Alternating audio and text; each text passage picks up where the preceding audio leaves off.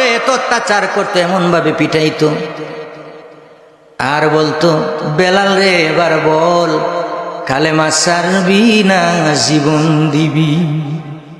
হযরতে বেলাল বলতেন উমাইয়া রে আমি জীবন দিতে পারি, কালেমা ছেড়ে দিতে পারি না। তখন হযরতে বেলাল দরজা বন্দী অবস্থায় তার মনিব উমাইয়ার সামনে তিনি বলতেন জীবন দিতে পারি, আমি কালেমা ছাড়ব না। তখনও তিনি বলতেন লা ইলাহা ইল্লাল্লাহ, লা ইলাহা ও লা ইলাহা।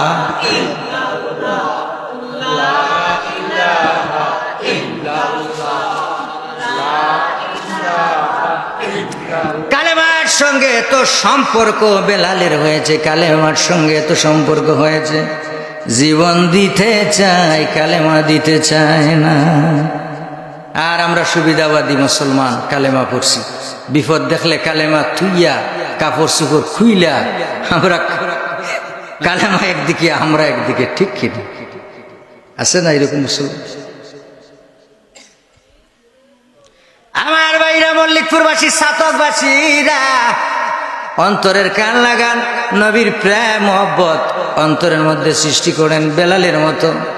এবার নবীজি বললেন বেলাল রে আমি দুনিয়া থেকে পর্দা করবো, আড়াল করব, চলে যাব, তুমি আমার কাছে কিছু চাও, কষ্ট করেছো, অনেক অত্যাচার নিপীড়ন সহ্য করেছো রে বেলাল।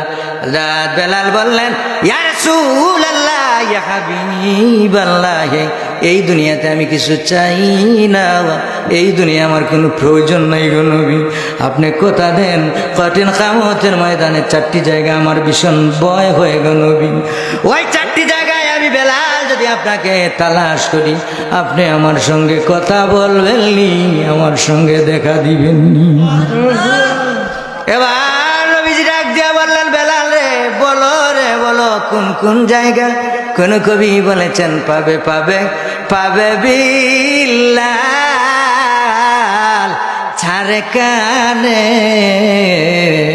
দুজক হাসর ফুলসেরাতার মিজানে, পাবে পাবে পাবে বলেন বলেন বিল্লাল ছাড়ে কানে, দুজক হাসর ফুলসেরাতার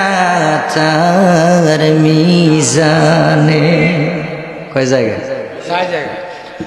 বেলাল বললেন ইয়া রাসূলুল্লাহ, দুজক হাসর মিজান ফুলসেরাত, এই 4টি জায়গা আমার ভীষণ ভয় হয়ে গো নবী, আমি দুনিয়াতে কোনো বিল্ডিং চাই না, টাকা চাই না, পয়সা চাই না, কোনো কিছু আমার প্রয়োজন নাই, আপনি কথা দেন গো কঠিন কিয়ামতের ময়দানে এই 4টি জায়গায় আমি বেলাল যখন আপনাকে স্মরণ করব, ডাক দিব, আপনি কথা দেন গো নবী, আপনি আমার সঙ্গে দেখা দিবেননি, আমার সঙ্গে সাক্ষাৎ করবেননি। এবার নবীজি বললেন ও বেলাল আমি কথা দিলাম, আমি তোমার সঙ্গে ওয়াদা করলাম, ওই 4টি জায়গায় তুমি আমাকে ডাক দিতে দেরি হবে, আমি নবী হাজির হতে দেরি করব না।